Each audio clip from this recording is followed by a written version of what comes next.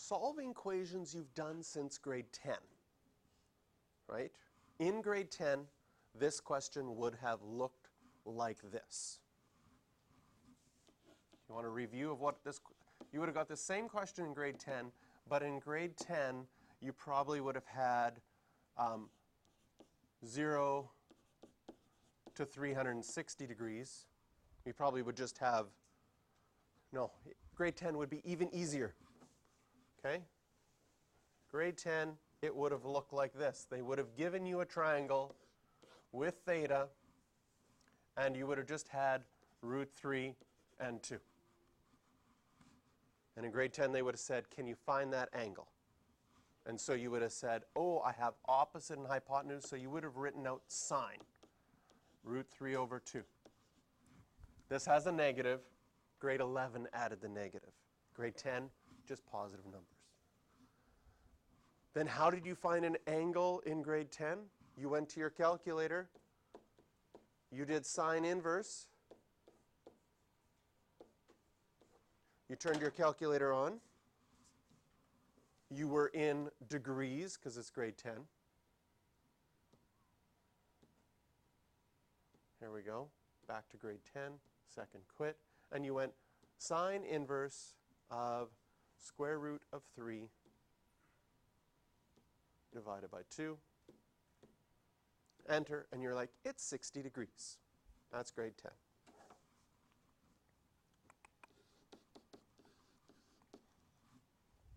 There's grade 10 review. Grade 11, they took away the triangle. Okay? Grade 11, same question. Now they took away the triangle and they may have added a negative. Root 3 over 2. What your teacher probably said in grade 11 is said, find your angle, your reference angle first. In grade 11, they would have said, find between 0 and 360 degrees. And so, do you remember your teacher saying, if you're finding the reference angle, you ignore the negative? Okay, this question with the reference angle switches us right back to identical to the grade 10 question. And so we've already solved it there. You went to your calculator and you found out your reference angle was 60 degrees. And in grade 11 we said, oh, but sine is negative. Where's sine negative? In quadrant 3 and quadrant 4. If I had a reference angle of 60 degrees, this angle will be 180 plus 60, which will be 240 degrees. This angle would be 360 minus 60 degrees, 300 degrees. There you have grade 11. Grade 11, sometimes what happens in grade 11 that sort of you forget, why are we finding our reference angle? You could have drawn both of those angles sort of as a step. At this point here, you know it's in quadrant 3 and quadrant 4 because of the cast rule. And you could have drawn these two triangles. And if you wanted to, you could say, since I know sine is opposite over hypotenuse, I could have labeled this as root 3 and root 2. And then I can solve for my reference angle because by drawing the triangle, I changed it back to a grade 10 question. And that grade 10 question lets me solve for that angle. And then the grade 11 says I can add 180 plus my reference angle and get the actual angles. Now, we move to grade 12. Grade 12 will get you to do some of these grade 11 questions identical to what you did here. The only difference is you will deal in radians rather than degrees.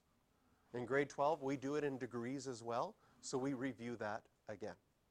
In grade 12 as well, we now have some of these questions as non-calculator questions. And this is a non-calculator one because you know 60 degrees is on your pie plate. Root 3 over 2 is on your pie plate. So in a lot of ways, the grade 12 question becomes even quicker and easier. I see root 3 over 2. I think about sine being my y-coordinate on my unit circle. Do we ever have root 3 over 2 as a y-coordinate on my unit circle? Yes. What family is it from? It's from the pi over 3 family. So right away, by recognizing y-coordinate in root 3 over 2, we know our reference angle is pi over 3.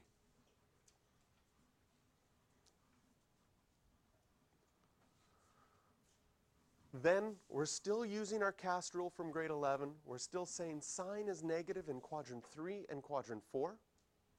But now we just have to say, what's my pi over 3 family member in quadrant 3? And maybe from studying and doing your unit circle, you're like, everything in quadrant 3 is just 1 higher than the denominator. So that's 4 pi over 3. And I have 1 in quadrant 4. Everything in quadrant 4 is double the denominator minus 1. So there's our answer. And that's as much work as you need to show. In fact, you don't even have to show your reference angle. This would be something you could just write the answer and it would be considered fine. But what's involved is we have to be able to recognize those numbers that are on our unit circle as ones we can do without our calculator. Now the big hint on your exam is if you get a question like this that's on the non-calculator part, chances are it's one of the values that you know. There are some other possibilities that come up, but we'll see some of those in some of the examples that we do. So we're going to solve each of these using exact values, grade 12 way. Okay, we don't have to draw a triangle. Is negative 1 ever on your unit circle? And we're dealing with cos, so we're looking at our x-coordinate. Is the x-coordinate ever negative 1? Yes. It only happens once. When? At pi. Done. No calculator, no reference angles. It seems like we're doing this really, really quick, and we are. Question number 2, or B. Tan of theta, negative 1. Okay. What family? So when you're thinking about the family, you don't have to worry about the negative. Do we ever have 1 for tan? Yes. That happens with your pi over 4 family. But now, to solve for theta, what quadrants will we look in? 2 and 4. So we'd have 3 pi over 4, 7 pi over 4.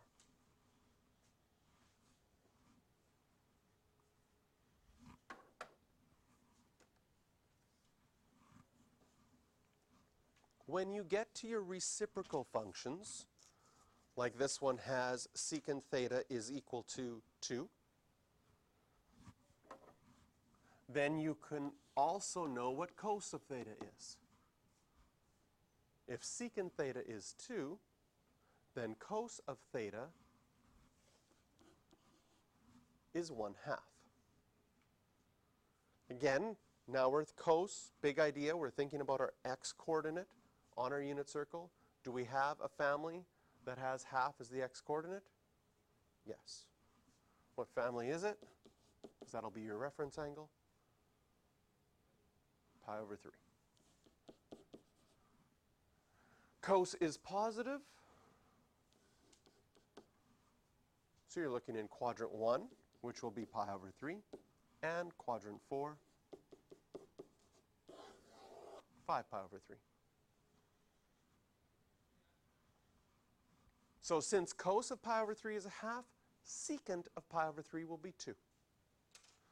Since cos of 5 pi over 3 is 1/2, secant of 5 pi over 3 will be 2.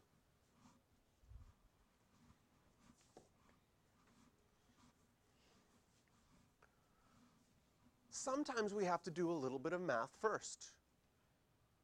In all of these other ones, the trig function was by itself. You had cos theta equals negative 1. In this one, we have to do some rearranging first. Can you see that you could subtract 1 on both sides and divide by 2 on both sides? and that would get sine by itself. So I bring the 1 over, that makes it -1, then I divide by 2, -1/2.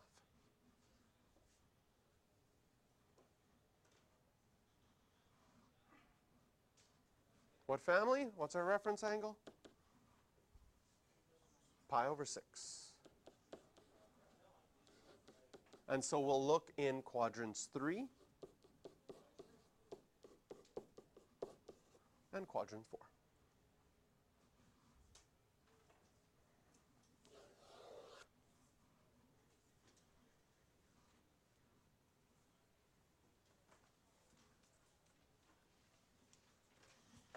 Now we can add other things from grade 11. You remember how to factor? You remember how to solve quadratic equations? Well, we can do the same thing with trig. Okay, now cos squared minus cos, this is like factoring x squared minus x. Although you're probably a little bit more comfortable with x's than you are with trig functions, but it's identical. If you had to factor x squared minus x, what technique would you use? Don't say check the back of the book technique. That's not a technique, even if it gets you the right answer.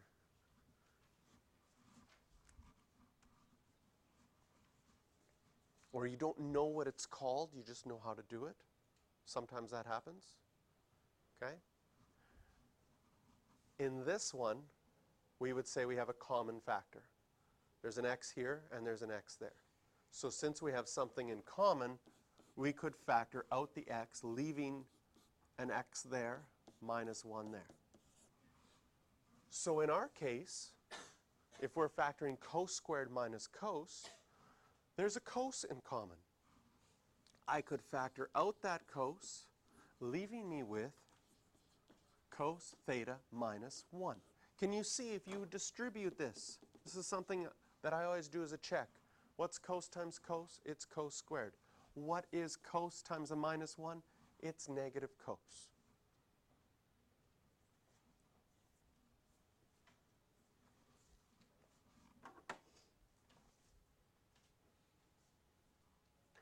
Now, at this moment is the most dangerous moment for a student to lose a half a mark. Okay?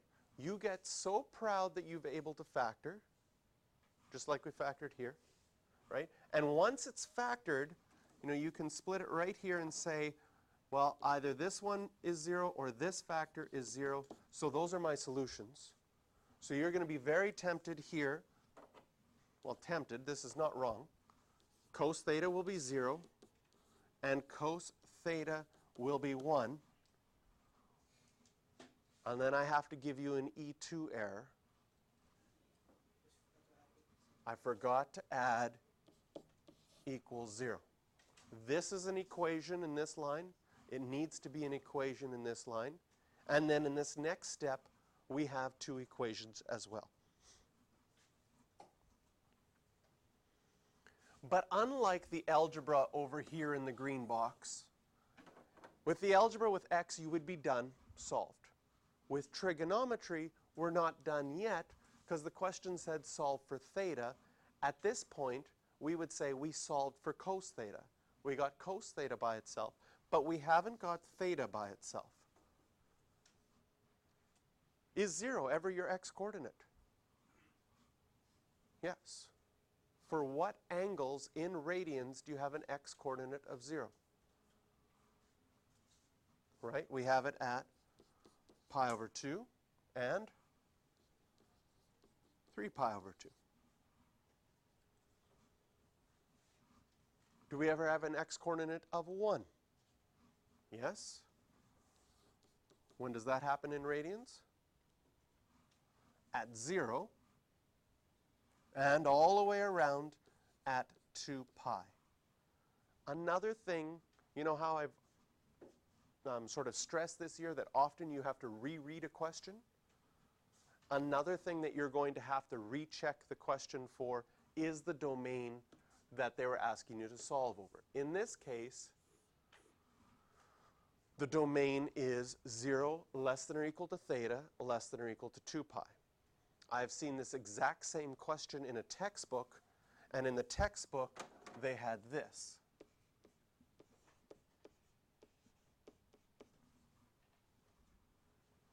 Can you see if you were reading the question at the beginning that it would look almost identical? That you might not even pay attention? What's different? Yes, it's green. That's one thing that's different. It's handwritten. That's another thing that's different. Right, one has the less than or equal, one is less than. If this was the green, 2 pi wouldn't be included, and in the example you would lose a half a mark for giving an answer outside of the domain. This one would have to be canceled out for the green. For the black, if I take away the green, for the black, 2 pi would be included. Okay? Often the questions go from 0 to 2 pi because that's once around the circle.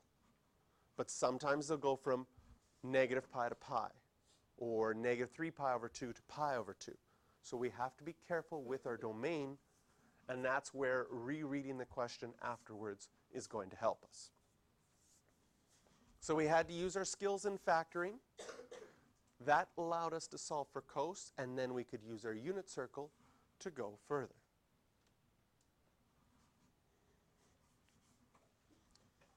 If you're wondering, well, what should I do? You can always, again, off to the side, say, what would I do if it was x squared minus 3/4?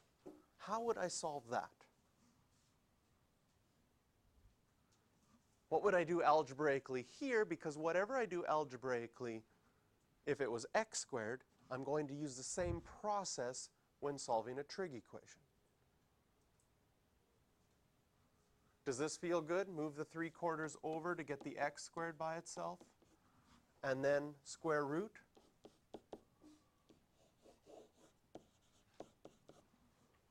What do you have to remember when you square root? Plus or minus. And this is the same as plus or minus. The square root of the top is 3. The square root of the bottom is 2. So there's an algebra review. Now when we're dealing with trigonometry, it's going to be the same idea. I mean, like most of you won't even do that off to the side. You'll just be comfortable with, I know how to solve things algebraically. I would move that 3/4 over to the other side. I would square root both sides. That would just get sine theta by itself. And we get plus or minus the square root of 3 over 2. Is root 3 over 2 on your unit circle? Yes. What family?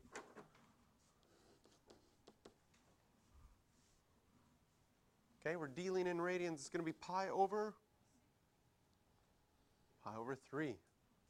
Y coordinate, root 3 over 2. And I talked to one student once. They said for sine and cos, they only memorized sine of pi over 6 or sine of 30 degrees was a half.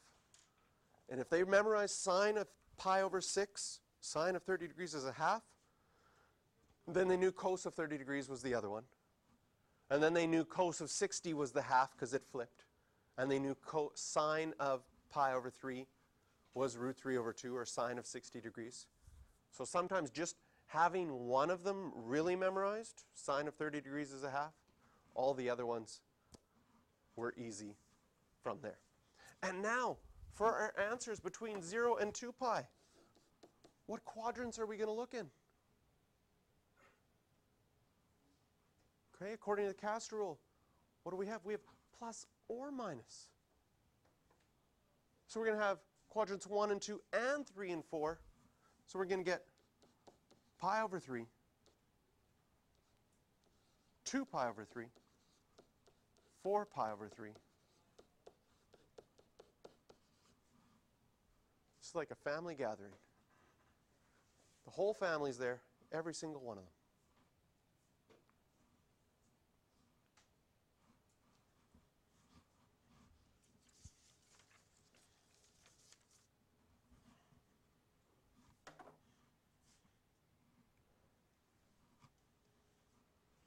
Next factoring. So again, off to the side here. If you had this kind of factoring from grade 11, okay, one thing I always tell students is look for a common factor first, but it doesn't have a common factor. We need to be able to factor this directly.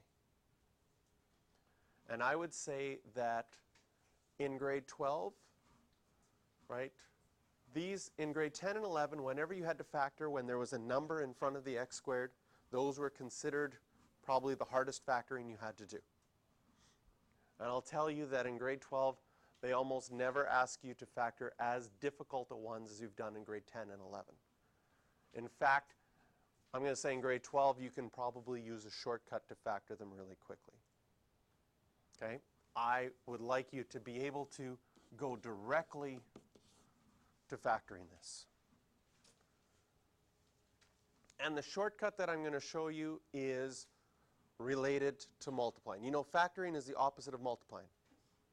If you multiplied this out, how would you do it? You would do 2x times x and get 2x squared. You would do 2x times minus 1 and get minus 2x. Minus 1 times x and get minus x, and minus 1 times minus 1 to get plus 1. Can you see that that's identical to what we had to begin with? That I factored this correctly.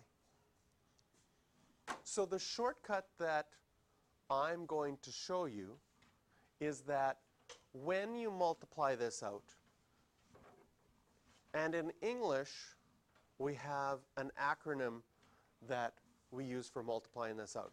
We multiplied the first ones together, so we remember the letter F for multiplying the first ones. We multiplied, okay, this one and this one. We use the letter O because it's the outside ones. Then we multiplied the inside ones, and finally we multiply the last ones.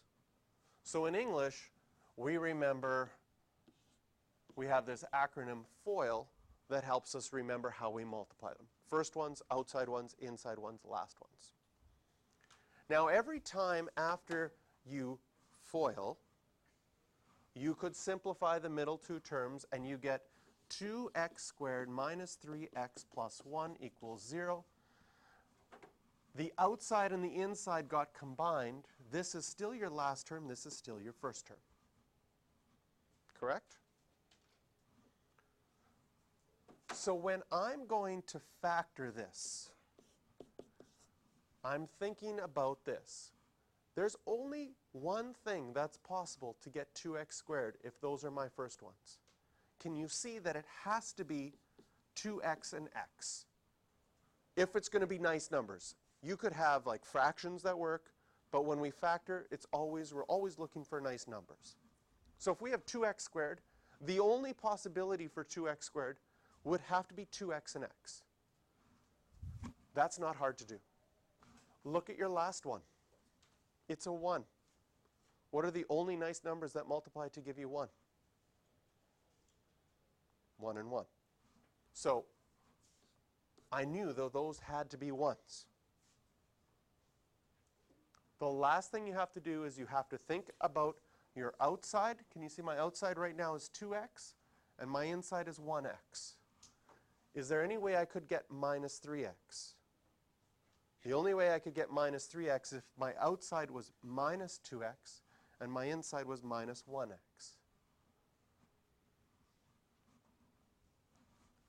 And so if you think about what multiplying means and how it works, you can, I'm going to say 95% of the time, factor really quickly. There are some difficult situations where you have to use some more advanced techniques. You probably learned those advanced techniques in grade 11. Do you remember like a grouping method where you had to like look at the product and the sum and find the factors that worked? That's great. Those methods still work. But now that we're in grade 12, we most often want to go directly from this and say, okay, I'm factoring this. I'm not forgetting my equals 0. What's the only thing that'll give me 2 sine squared? 2 sine theta and a sine theta. How can I get 1? 1 times 1. They would both have to be negative. And I can factor it in one step. Then from here, if this one is equal to 0,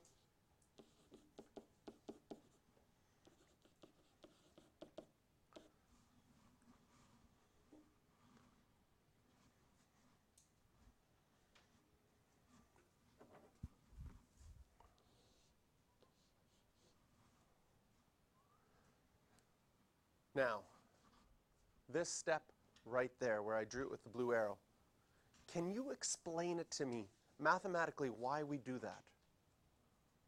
What's the reasoning behind it? Okay?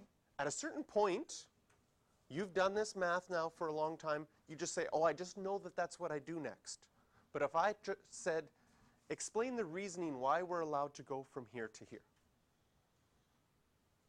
And you were probably taught it first when you saw it, but after times of doing it so often, sometimes we forget why we do it and we just know, oh, I just know that I do that next. But I do want to re-explain it to you so you can get an understanding again and why factoring is so powerful. First of all, okay, I'm going to imagine 2 numbers in my head, and we're going to have a competition. We'll split the class here. You guys have more, so I'm going to give you guys a harder thing. Okay? You have to guess the numbers in my head. I have 2 numbers in my head, and you just have to guess what one of the numbers is. If you guess it right, perfect. If not, okay? So I've got 2 numbers for this half, and now I'm going to do 2 numbers for this half. Okay? Your 2 numbers, if you add them together, they equal 0. You just have to tell me one of the numbers. Your 2 numbers, if you multiply them together, they're equal to 0. You just have to tell me one of the numbers. Go. Anybody can say it out from either half. You can start. Your 2 numbers add together to equal 0. You just have to tell me one of the numbers. Yeah. It wasn't 1 and minus 1. They got it already. I gave you guys a head start. Your numbers were 6.7 and negative 6.7. How long would that take you to guess? A long time. Your numbers were 0 and 7.3, but you got the 0 right away. Was it fair? No. Because if they're multiplying to make it equal to 0, one of them has to be 0. That's mathematical. There's no other 2 numbers that multiply to get 0. Adding, oh, could have been anything. One's positive, one's negative. I could have picked 1,852.3. Oh, you never get that. Right? But that's what we're doing when we factor. In the first step, it's actually 3 things added together to equal 0. You could guess and check. It would take you a long time. But when we factor, we change it from adding to multiplying. And when we change it from adding to multiplying, this times this equals 0, you know either this one's equal to 0, and the only way this one's equal to 0 is if, you could write out a mini step in between. 2 sine theta minus 1 equals 0. That's a possibility. Well, then I move the 1 over and divide by 2. Sine theta has to be a half. Or this one has to be 0. In other words, sine theta has to be 1.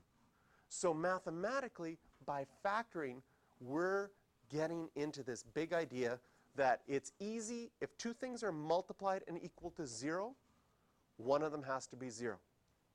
But that's why your teacher said factoring only works if the one side's equal to 0.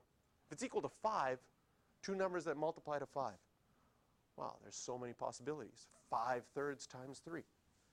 That equals 5. 5/7 times 7. Then there's not only one option, but that 0 is what makes it powerful. So you've learned this already, but now hopefully you understand it a little bit better. And now that we've got sine theta as a half, we say, is that on my unit circle? Yes. What's my reference angle? Pi/6. What quadrants am I looking in? Quadrant 1 and quadrant 2, because sine is positive. Is 1 ever my y-coordinate? Yes. When does that happen? At pi/2.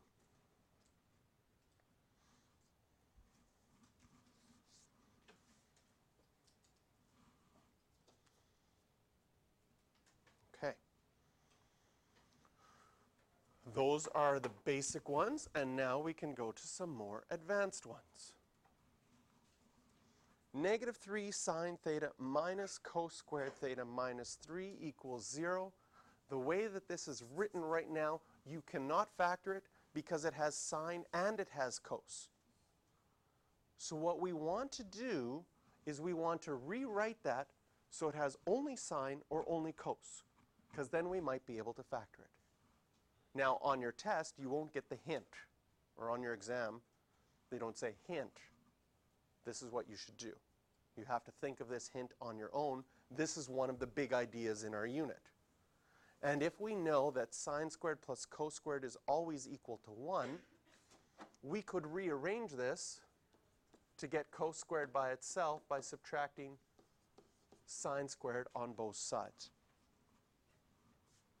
If we do that, our equation from before, -3 sine theta minus, and then instead of cos squared theta, what could I write instead? Well, the big idea says if you rearrange it to get cos squared by itself, it's equal to 1 minus sine squared. So I could take my original equation, and instead of writing cos squared right here in the brackets, I could say it's equal to 1 minus sine squared. If I do that, I now have an equation that just has sine squared. Got to be careful with a negative. This negative is going to get distributed. And I'll get -3 sine theta minus 1 plus sine squared theta minus 3 equals 0. And I'm just going to rearrange this so my sine squared is first. I'll add -3 sine theta minus 1 minus 3 minus 4 equals 0.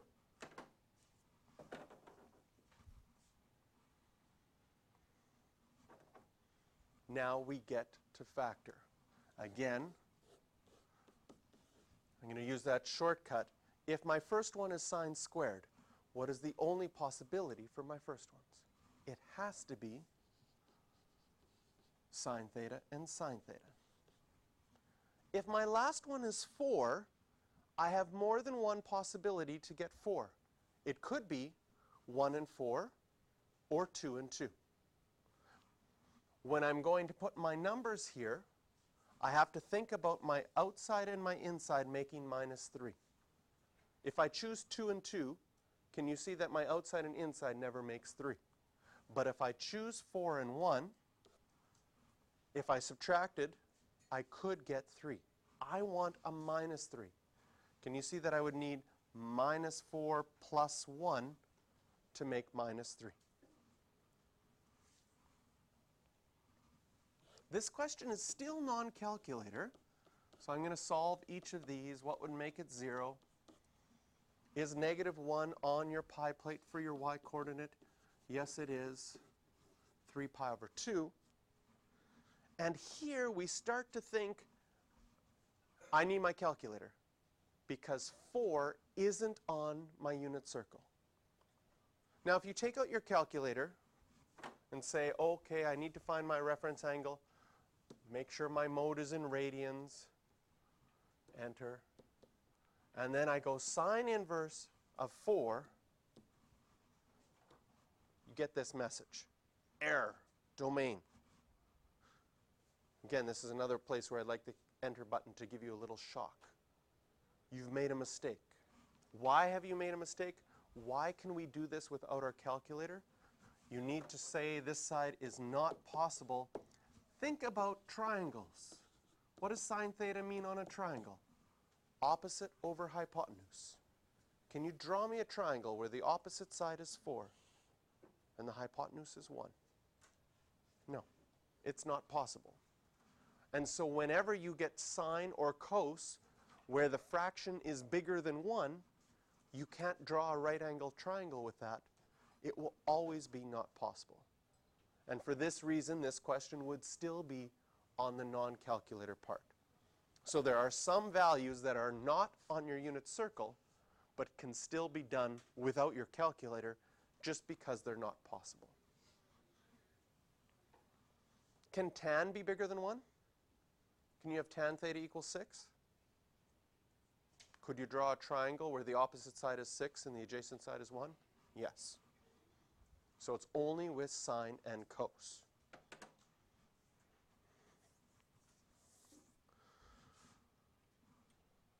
We've got 3 minutes.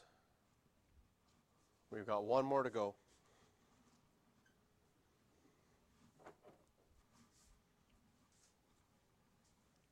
First of all,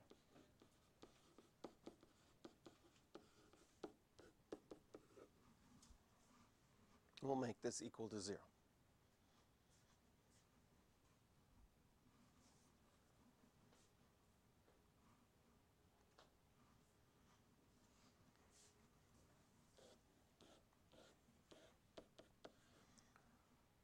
When you go to factor it with the shortcut that I've been teaching you, what's different in this one is that 6 sine squared could be 1 and 6 or 2 and 3. You have a problem that you don't know which one it is right away. In this case, okay, in this case where the first one has more than one option, I look at the last one and begin with the last one. The last one's a 1. That only has one option, right? If I can factor this, this has to be a 1 and a 1. And now go back to your first one and think, should it be 6 and 1 or 2 and 3? My outside and my inside need to combine to give me 1 sine theta. Can I get a 1 if I have 6 and 1? No, I could get 5 or 7. But if I use 2 and 3, I could subtract to get 1. So then I think it's going to be 2 and 3. I need to get a positive 1. With 3 and 2, to get positive 1, you need to have positive 3 minus 2. So my inside here would be positive 3. My outside would have to be negative 1. Okay? First of all, before we keep going, I want you to write a little note. This one would show up on a calculator part of your exam. Because what happens next, when we split it here, this side is fine. This could be non-calculator here because 1/2 is on your unit circle, but this side, sorry, negative 1/2, this side, positive 1/3, is not. But it's still less than 1, so it's still possible to solve. The left side, pi over 6 family, quadrants 3 and quadrant 4, no problem. The right-hand side, not on your unit circle, so you're going to need to go to your calculator. And we're going to go to our calculator and first find our reference angle. How do we find a reference angle? Sine inverse of positive 1 divided by 3, 0.34. Ooh.